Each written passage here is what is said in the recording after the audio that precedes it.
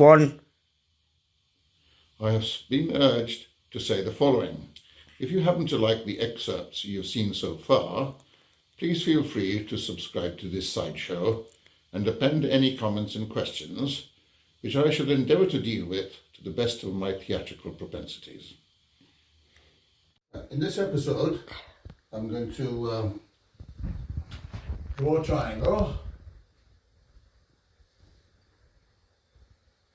mark it as A, B, C, as per usual, and on this time I will give you the lengths of two sides, 10 and 11. It could be centimetres, whatever units you like, as long as they're both the same. And the included angle 58 degrees. And I'm going to ask you to work out what the length of this side is, which we'll denote by little a.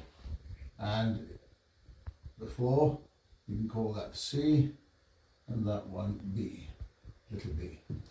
Again, we'll use the cosine rule for this. And this time it goes as follows.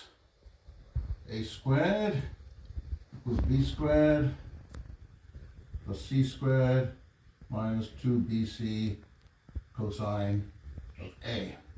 You probably notice that this looks a little bit like Pythagorean theorem, and what it is actually a generalization of Pythagorean theorem, because if a is 90 degrees, cosine of a is 0, this term will vanish, just leaving you with that, which I hope you recognize is Pythagorean theorem. Anyway, let's plug in the numbers. A squared equals b squared, which is 11 squared, c squared, which is 10 squared, minus 2 times 11 times 10 times the cosine of 58 degrees. And this works out to 104.418. Just take the square root of that to give us a. The square root of that, which you can do on the calculator, will be 10.22 centimeters. That's it. However, I want to do an additional bit to that question. And this bit is easy when you know how to do it, and very difficult if you don't. Okay. And what I'm going to ask you is to work out the diameter of the circle that passes through the points A, B, and C, which I've drawn with a crude dotted line over there. And I'll just tell you how to do it, and I'll explain in another video what I've done.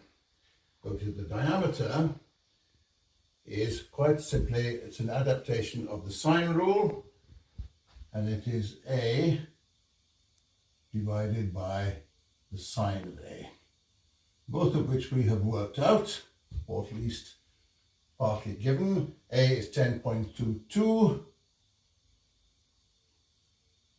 and sine of A is sine of 58 degrees.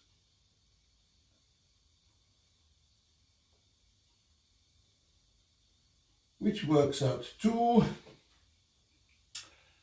12.05 centimeters. And that ends that little question. But I just want to make a remark that if you weren't aware of this result, you'd have given yourself a severe headache trying to work it out. For some reason or other, I noticed in many textbooks, when they put down the sine rule, they put it down like this: A over sine A equal, sine A, sorry, B over sine B, etc. equals C over sine C, and they will leave out a vital bit at the end, which is 2r.